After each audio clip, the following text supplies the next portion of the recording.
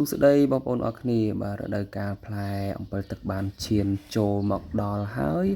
នៅក្នុងថ្ងៃនេះផងដែរយើងទាំងអស់គ្នាក៏មានកម្រោងក្នុងការទៅបេះផ្លែអំពិលទឹកនៅទូលមុខផ្ទះយើងនេះដើម្បីយកមកហូបទាំងអស់គ្នាហើយដោយសារថ្ងៃសម្រាប់យើងអត់ដឹងធ្វើអីយើងក៏ទៅបេះមកហូបជុំគ្នាតែម្ដងទៅបាទហ្នឹងហើយហើយមុននឹងចេញទៅអ្វីដែលយើងត្រូវរៀបចំនោះគឺនេះទំពក់យើងមាន3ដើមបាទឥឡូវនេះយើងចេញទៅបដាហើយបាទនេះសិតតែជា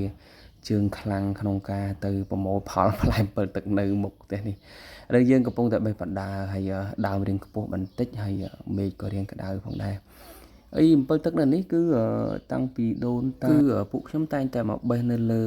ទួលនេះគឺតាំងពីនៅក្មេងនៅកុមារភាពមករហូតមកដល់ពេលសប្តាហ៍នេះយើងក៏នៅតែបន្តអាស្រ័យផលក្នុងការប្រមូលយកផ្លែអំពិលទឹកក៏ដូចជាផ្លែឈើផ្សេងៗនៅលើទួលនេះដើម្បីយកមកពិសាផងដែរបាទយើងកំពុងតែស្រស្រាំមែនទែនក្នុងការបេះបតង់បទាញផ្លែអំពិលទឹកអ្នកខ្លះក៏បេះអ្នកខ្លះក៏កំពុងតែបេះបដាហូបបដាហើយផ្លែខ្លះទៀតក៏នៅទៀបដែលយើងអាចប្រមូលនឹងដៃផងដែរបាទហើយយើងកំពុងតែបន្តសកម្មភាពចង់ស្រស្រាំដោយសារដើមនេះយើងរៀបពិបាកបេះតិចដោយសារវាមាន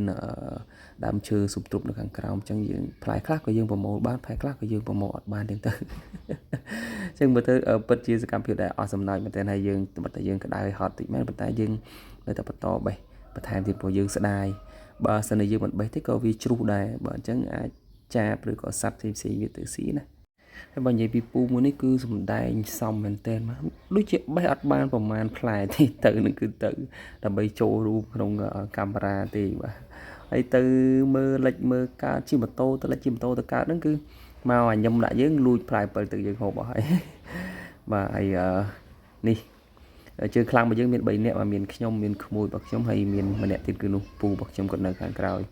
បាទហើយនេះគឺមីងរបស់ខ្ញុំគឺគាត់ប៉ាកែទាំងចាប់ត្រីប៉ាកែទាំងបេះផ្លែឈើជ្រុំគឺគាត់ប៉ាកែសពគ្រប់ហ្មងណាបាទហើយវគ្គមុនហ្នឹងគឺយើងបានទៅចាប់ត្រីម្ដងនៅទន្លេក្បែរមុខផ្ទះហ្នឹងហើយសប្តាហ៍នេះយើងបដូរបរិយាកាសមកបេះផ្លែអំពិលទឹកវិញព្រោះដោយសារឃើញច្រើនហើយមិនត្រឹមតែបេះផ្លែអំពិលទឹកបានទេត្រីក៏យើងបេះបានដែរយើងបេះបានទឹកត្រីឥឡូវនេះយើងបានត្រឡប់មកដល់ផ្ទះវិញហើយយើងកំពុងតែសាកល្បងភ្លក់រសជាតិនៅផ្លែអំពិលទឹកដែលយើងបានប្រមូលផលពី